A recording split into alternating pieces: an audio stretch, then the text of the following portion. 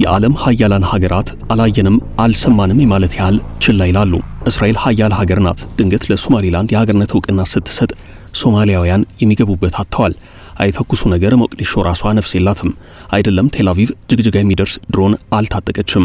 ሶማሊያውያን የመጨረሻ አቅማቸው ሞቃዲሾ ላይ ወጥተው እስራኤልን ማውገዝ ነው። እርሱንም አድርገዋል። በሶማሊያ ከተሞች ታላቅ ተቃውሞ ተካሂዷል። ግን ምን ለውጥ ሊያመጣ? ምንም አይነት ለውጥ የለውም። ሶማሊላንድ ሀገር የመሆኗ ጉዳይ እውን ሆኗል። ይህ በምስራቅ አፍሪካ ፖለቲካ ውስጥ ባለፉት 10 ዓመታት የተከሰተ ትልቁ ክስተት ሆኗል። እስራኤል ይህን ውሳኔ መወሰኗ ለኢትዮጵያ እጅግ ታላቅ የምስራች ይዞ የመጣ ሲሆን፣ በሌላ በኩል ደግሞ የጋዛውን ጦርነት በምስራቅ ኢትዮጵያ በኩል ብቅ ያድርገ ስለመሆኑ እየተነገረ ነው። ኢራን፣ ሀውቲና አልሸባብ ሶማሌላንድ ላይ የፍጻሜ ፍልሚያ ሊያካሂዱ ይችላሉ እየተባለ ሲሆን፣ ኢትዮጵያ ጉዳዩ ይመለከታታል። ለኢትዮጵያ የባህር በር አሁን የተመቸ ጊዜ ስለመምጣቱ እየተነገረ ነው። አብራችሁን ቆዩ። መሃል ፒያሳ ላይ እጅግ ድንቅ አፓርትመንት ለሽያጭ ቀረበ። የአማና ትሬዲንግ እህት ኩባንያ ከሆነው ሜሪት ሪል ስቴት በመሃል ፒያሳ ወዳጅነት ፓርክ አጠገብ በፖስቴሽን ቴክኖሎጂ እያስገነባናቸው የሚገኙ አፓርትመንቶችም ለሽያጭ አቀረብንላችሁ። ባለ 1 መኝታ ከ500 ሺህ ጀምሮ፣ ባለ 2 መኝታ ከ840 ሺህ ጀምሮ፣ ባለ 3 መኝታ ከ1.2 ሚሊዮን ብር በ10% ቅድመ ክፍያና ከረጅም ጊዜ የባንክ ብድር ጋር አቀረብንላችሁ። ለአጭር ጊዜ የሚቆይ እስከ 35% የሚደርስ ዳጎስ ያለ ቅናሽ የተዘጋጀ ሲሆን ባሉበት ሆኖ በዲኤችኤል ይጨርሱ። አሁኑን ይደውሉ። ለበለጠ መረጃ 0971 99171። የሶማሌላንድ ሀገር መሆን ለኢትዮጵያ እጅግ ታላቅ ድል ነው ተብሎ የሚወሰድ ነው። የመጀመሪያው ዘላለማዊ ባላንጣ ከሆነችው ሶማሊያ ጋር ያላትን ታሪካዊ ስጋት ያስወግድላታል። ሶማሊያ ለመቻት ብሎ እንጂ ሰላም ብትሆን የተረጋጋ ሀገረ መንግስት ቢኖራት የመጀመሪያ እርምጃ ደካማይቱን ኢትዮጵያ መፍጠር ነው። ሶማሊያ ለረጅም ጊዜ ስታቀነቅነ የቆየችው የታላቋ ሶማሊያ ፕሮጀክት አካል የሆነውን የኢትዮ ሶማሌ ክልል መጠቅለል ትፈልጋለች። እስከ አርሲና ባሌ ድረስ ትመኛለች። አሁን ሶማሌላንድ ሀገር መሆኗን ተከትሎ የታላቋ ሶማሊያ ፕሮጀክት በ12 ቁጥር ሚስማር ላይ መለስ ተጠርቁሟል የሚሉ አስተያየት ሰጪዎች አሉ። ከዚህ በኋላ ሶማሊያ ውጊያ ብትገጥም ከሶማሌላንድ ጋር እንጂ ከኢትዮጵያ ጋር አይሆንም። እስራኤል ሶማሌላንድ ሀገር በማድረጓ ለኢትዮጵያ እጅግ ታላቅ ውለታን ውላለች ይባላል። ኢትዮጵያ ለሶማሌላንድ የሀገርነት እውቅና መስጠት ፍላጎት ቢኖራትም ከዚህ በኋላ ጭምር ይህን ማድረግ ቀላል አይሆንላትም።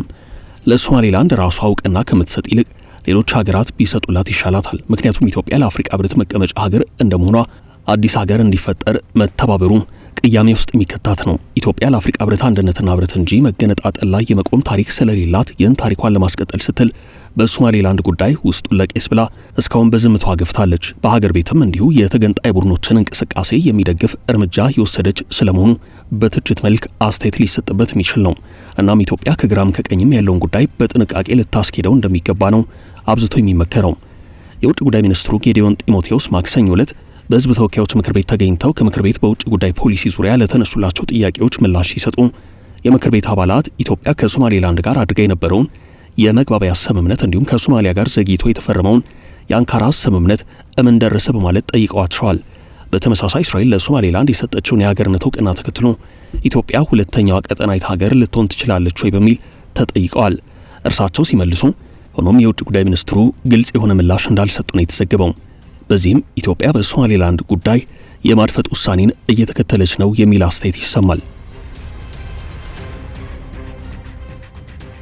ወደፊትም ቢሆን ሶማሊያ ራሷን ለሶማሌላንድ እውቅና እስካልሰጠች ድረስ በቀላሉ ትሰጣለች ተብሎ አይታሰብም። ነገር ግን እዚህ ጋር በኢትዮጵያ መንግስት ወገን አንድ መታየት ያለበት ጉዳይ እንዳለ የፖለቲካ ጸሐፍት በተለይ ደግሞ የጂኦፖለቲክስ ተንታኞች ያምናሉ። ከዓመት ግድም በፊት በቱርክ አንካራ በሶማሊያው ፕሬዝዳንት ሐሰን ሼህ መሐመድና በጠቅላይ ሚኒስትር አብይ አህመድ አማካይነት በቱርኩ ፕሬዝዳንት ረጂብ ጣይብ ኤርዶሃን አግባቢነት የተፈረመው የአንካራው ስምምነት የኢትዮጵያ መንግስት ለሶማሊያ ሉዓላዊነትና የግዛት አንድነት መከበር ቁርጠኝነቱን የገለጸበትን ስምምነት ስላኖረ የሶማሌላንድን የሀገርነት እውቅና በዚህ ሰዓት ደግፎ መገኘት ከዛ ስምምነት ማፈንገጥና በተለይ ደግሞ ሶማሊያ ከግብጽና ከኤርትራ መንግስት ጋር ያላትን ህብረት ዳግም የሚያጠናክር በመሆኑ የኢትዮጵያ መንግስት የመካከለኛው መንገድ እንደመረጠ ነው የሚታመነው። እስራኤል የኢትዮጵያን ሸክም አውርዳለች የሚሉ አስተያየት ሰጪዎች እስራኤል ወደ ሶማሌላንድ ስትመጣ አብረው የሚመጡ ስጋቶች እንዳሉ ይናገራሉ። እርሱም ጋዛ ላይ ያለውን ጦርነት ወደ ምስራቅ አፍሪካ የሚስበው ስለመሆኑ ያስረዳሉ። በተባበሩት መንግስታት ድርጅት የሶማሊያ አምባሳደር አሊ ባካር ዳሂር ኦስማን ለጸጥታው ምክር ቤት ባሰሙት ንግግር እስራኤል ወረራ እንዳካሄደችባቸው ሶማሊያ እንድትከፋፈልና የአፍሪካ ቀንድና የቀይ ባህር የብጥብጥ ስጋት ውስጥ እንዲገባ አድርጋለች ብለዋል። የጸጥታው ምክር ቤት ባካሄደው ድንገተኛ ስብሰባ በእስራኤል የተሰጠውን የሀገርነት እውቅና ከአሜሪካ ውጭ ያሉ ሀገራት ጉዳዩን ያወገዙት ሲሆን ሀገራቱ በእስራኤል የተሰጠው እውቅና ዓለም አቀፍ ሕግን የሚጥስና ቀጠናውን ሰላም የሚያሳጣው ነው ብለዋል። በጸጥታው ምክር ቤት የእስራኤልን ድርጊት ባለማውገዝ ብቻዋን የቆመችው አሜሪካ በፕሬዝደንቱ አማካይነት እስካሁን በጉዳዩ ላይ ምንም አይነት የተቀየረ ፖሊሲ እንደሌለ ስትገልጽ፣ በርካቶች ግን ቀጣዮቹ እውቅና ሰጪ ሀገራት አሜሪካንን እንደሚያካትት ኢትዮጵያም በዚያ ልትኖር እንደምትችል መላምታቸውን አስቀምጠዋል። ይሁን እንጂ ቀጣዩ ለሶማሌላንድ እውቅናን የሚሰጠው ሀገር ኢትዮጵያ ወይንም አሜሪካ ከሆኑ በቀጠናው አዲስ የምስራቅ አፍሪካ ሀገር ተብላ የምትጠራው ሶማሌላንድ የመፈጠር ወይንም በአፍሪካ ቀንድ ሌላ የጦርነት አውድማ የመፈጠር እድሉ ሰፊ ነው የሚሉ አሉ። ሶማሌላንድ ሀገር መሆኗን እስራኤልም ወደ ሶማሌላንድ መግባቷ ሌላ ጣጣ ይዞ ሊመጣ ይችላል ተብሏል። እስራኤል በመካከለኛው ምስራቅ ከአረብ ሀገራት ጋር ለዓመታት ስታካሄድ የነበረው ውጊያና ሽኩቻ በሶማሌላንድ እውቅና ምክንያት ወደ አፍሪካ ቀንድ ሊሳብ ይችላል። የመን ሐውቲ አማጽያን፣ አልሸባብ፣ ኢራን እና እስራኤል የውጊያ ሜዳቸውን ሶማሌላንድ ላይ የማድረግ እድላቸው ሰፊ ነው ተብሏል። ጋዛ ላይ ያለውን ጦርነት ወደ ምስራቅ አፍሪካ ቀንድ የሚያመጣው ስለመሆኑም ግምት አለ። የእስራኤልን እውቅና መስጠት ተከትሎ በየመን የሚንቀሳቀሱት የሐውቲ አማጽያን የእስራኤል በሶማሌላንድ ውስጥ መገኘት የጥቃት ኢላማ እንደሚያደርጋቸው ተናግረዋል። በተመሳሳይ ከአልቃይዳ ጋር ግንኙነት አለ የሚባለውና በሶማሊያ የሚንቀሳቀሰው የአልሸባብ ታጣቂ ቡድን የእስራኤል እውቅናን እንደማይቀበለው ገልጾ በሶማሌላንድ ውስጥ የሚኖር የእስራኤል እንቅስቃሴ እፋለመዋለሁ ብሏል። የመልክዓ ፖለቲካው ተገማችነት በየዕለቱ በሚቀያየረውና በርካታ ተዋናዮች በበዙበት በህዝብ ቁጥርና በምጣኔ ሀብት ፍላጎት መጨመር ምክንያት በአፍሪካ ቀንድ ሚናዋ እኩል እያደገ ስለመምጣቱ የሚነገርላት ኢትዮጵያ በአካባቢ የሚከሰት የጸጥታ ስጋት ገፈት ቀማሽ መሆኗ ሳይታለም የተፈታ ነው። ክስተቱ ቀጠናውን በአጠቃላይ በተለይ ደግሞ ኢትዮጵያን የሚያውክበትና የደህንነት ስጋት የሚፈጥርበት እድል አለ። በዚህ ላይ ግብጽ በቅርበት መኖሯ ሶማሌላንድ ላይ ሊፈጠር በሚችለው ግጭት የሚኖራት ተሳትፎ በግብጽ የሚዘውሩት የኤርትራና የጅቡቲ መንግስታት ሶማሌላንድ የሶማሊያ ግዛት መሆን አሳስቧቸው ሳይሆን የሶማሌላንድ እውቅና የኢትዮጵያን የባህር በር ጥያቄ የመመለስ እድሉ የሰፋ ሊሆን እንደሚችል ስለሚሰጉ ነው። እስራኤል ለሶማሌላንድ የሰጠችው እውቅና ኢራንና የሐውቲ አማጽያንን ይበልጥ በመጋበዝ ሶማሌላንድ ልትሰጠው ከምትችለው የምጣኔ ሀብት ጥቅም የበለጠ የጦር ቀጠና ሊያደርጋት ይችላል ተብሏል። እስራኤል ከሶማሌላንድ ባለስልጣናት ጋር ያደረገችው ስምምነት በርበራ የውሃ አካላት ላይ እግሯን በማሳረፍ በደቡባዊ ቀይ ባህር በኢራን የሚደገፉትን የየመን ሐውቲ አማጽያን ጥቃት ለመቀልበስ ያግዛታል ተብሏል። እስራኤል ወደ 6 ሚሊዮን የሚጠጋ ህዝብ ላላት ሶማሌላንድ የሰጠችው የሀገርነት እውቅና ቴል አቪቭን 30 በመቶ የሚሆነውን የዓለም የጭነት መርከብ በሚንቀሳቀስበትና ከሶማሌላንድ ራስጌ ያለውን እስያን፣ አውሮፓን፣ አፍሪካን የሚያገናኘው የባበል መንደብ ወሽመጥ ላይ በሐውቲ አማጽያንም ሆነ በሌሎች ሀገራት ሊፈጠሩ የሚችሉ ጥቃቶችን በቅርበት የመቆጣጠር እድል ይሰጣታል። ከጥቂት ቀናት በፊት ለሶማሌላንድ የተሰጠውን የሀገርነት እውቅና ዋነኛ ሶማሊያ፣ ጅቡቲ፣ ቱርክ፣ ሳዑዲ አረቢያ፣ ግብጽ፣ የምስራቅ አፍሪካ የልማት በይነ መንግስታት ድርጅት ኢጋድ፣ የአፍሪካ ህብረት፣ የአረብ ሊግ፣ የገልፍ ትብብር ካውንስል፣ የእስላሚክ ትብብር ድርጅት፣ የአውሮፓ ህብረት፣ ቻይናና ኢራንን ጨምሮ በርካታ የእስራኤልን ውሳኔ ተቃውመው መግለጫ ሰጥተዋል።